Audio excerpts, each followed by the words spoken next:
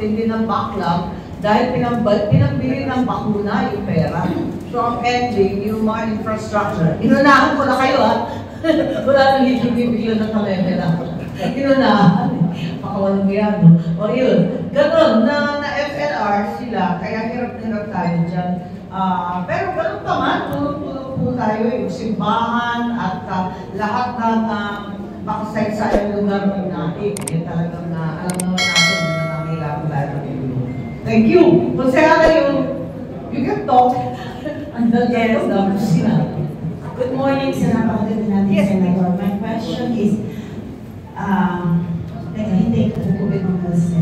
sorry, Senator, gaano po kahirap since we voted our napakagaling nating Presidente, Pangulong Bongbong Marcos, gaano po kahirap ang isang maging kapatid ng ating Pangulo and keeping yourself safe breathing dahil napakaganda niyo pa rin po at napakasipag. That's my question. I'm from Sihala Tereng po. Thank you. Ako, sinabi na magsipsip. Okay lang. Maraming salamat. Wala namang ligin dito lang ako sa Secretary kay June nakakainis eh. Nakakapagong ng edad eh. Kaya eto nga, nabalitaan ko lang kasi dito na yung fisher folk affected nasa 2,000 damages to agriculture. Grabe, kaya pala namimigay tayo ng bigas. Nasa higit na 10 million and counting. Ang malapit dito sa bigas, ang problema natin, sinabi natin 10 magkakaroon ng El Nino. Di ba nag-anunsyon 3rd week of July, El Nino. Wala nang ulan, wala nang tubig, mag-early planting kayo. Naku, hindi naman natin alam, early bagyo din. Kaya eto nga, ang ating nasabi, napakasakit. Pero hindi ka tatanda pag gusto mo yung ginagawa ko. Ginagawa ko. So, yun, ikot lang ng ikot. Ang totoo, nag-umpisa kasi ako sa barangay. Tapos, ang tagal kong gobernador. So, sanay ako sa lokal. Ang totoo, naiinip ako sa Senate. Kaya tumakas lang ako ngayon. Tumakas ako. May session po kami eh. Mamaya may session. Kaya lang, nakakatalag. Wala, hindi na masyado nagdidebate. Marami kaming artista. Okay, next question po. Hello po.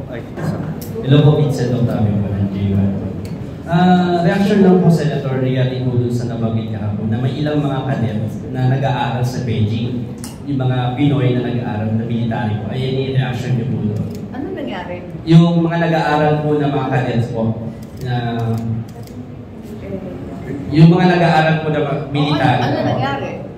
Opo, reaction niyo lang po kung pabor po ba kayo doon na mag-aral pa yung mga Pinoy sa Beijing, China po? Palagi ko hindi masama yun kasi marami naman tayong mga kasundaluhan, kapulisan nag-aaral sa kasulong-sulungan ng mundo at mabuti naman yun kasi marami rin tayong matutunan sa kanila. Di ba? Sabi nila.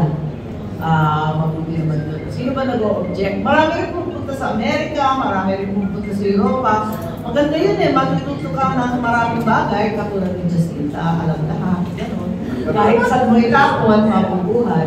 At hindi tayo pwede nakulokohin. Kasi isang malaking problema sa palagay ko sa relasyon natin sa mga chick, yung hindi pagkakaunawaan dahil nasa lingwahe pa lang, hirap na hirap na tayo. Kaya mabuti yung gano'n. Parati natin sinasabi, wala tayong choice, kundi makipag-usap. Paano makikipag-usap pag hindi nagkakaintindi? Kaya mabuti na yun. Teka. Yeah. Sorry, I don't know very much about the cadets working in Beijing. I don't also understand what the problem is. Kasi marami naman tayo nag-aaral kung saan-saan. Po. There's a problem with the mic. Yes, ma'am. Bagsak ng bagsak siya. Ayaw rin mag-iwa. Good morning po, nabanggit mo kanina, barangay election. Knowing na part ng legacy yung kapataang barangay, which is SK na ngayon, tinatawag namin. Okay. Ma'am, October, tuloy na po ang barangay and SK election. At alam namin may mga mauunang 14 municipalities dito, Manila, Legazpi, and Cebu. Sa tingin niyo, ma'am, may mga mauuna pong presinto na magsasagawa nito yung barangay and SK elections sa October. So tingin niyo, ma'am, assure natin na walang mangyayaring dayaan or may nalakas ng maayos ng barangay election? Sabi nga sa Pilipinas dalawa lang naman ang kandidato, di ba? Yung nananalo at yung nadadaya. Kaya maraming may akusasyon na dayaan. Pero syempre, iba kasi itong election na to, no, hindi siya automated. Kapag barangay at FK election, manual na yan. Kaya't makikita natin ang bilangan sa presinto at medyo matagal. Pero ganun pa man, kung minsan, mas panatag ang kalooban ng tao, di ba? Pag nakikita, tapos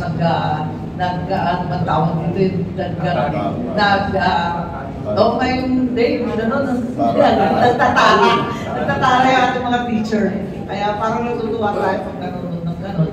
At kung paano, yung una, yung pag-register, di ba nagka-problema kasi maraming peke sa iba't ibang barangay. So pinagsabihan na yung COMELEC, dahil ako yung chairman ng electoral reform, nag-meeting nga kami sa Senado. Ako yung chairman ng electoral reform sa Senate at nag-usap-usap kami na hanggang maaari talagang ayusin yung mga listahan. Pero sinasabi ko pa rin sa mga kapitan at sa ating mga official, tignan nila yung listahan kasi maraming nakapasok na bago.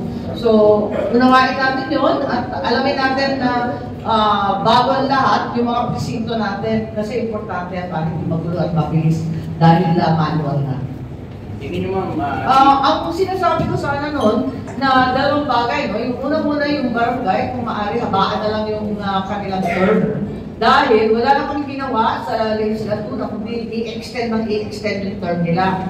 Nag-average mula nung nagkaroon ng mga eleksyon sa barangay, nag-average ng 5+ years dahil sa ka-extend. Kung ganun din lang, di mabuti na, i-establish na sa 6 years ang taon na susunod sa presidential election para makaplano ng maigi ng mga barangay. Nakita natin, binabagsak ng pamahalaan, binabagsak ng opisyal, halos lahat ng trabaho sa barangay.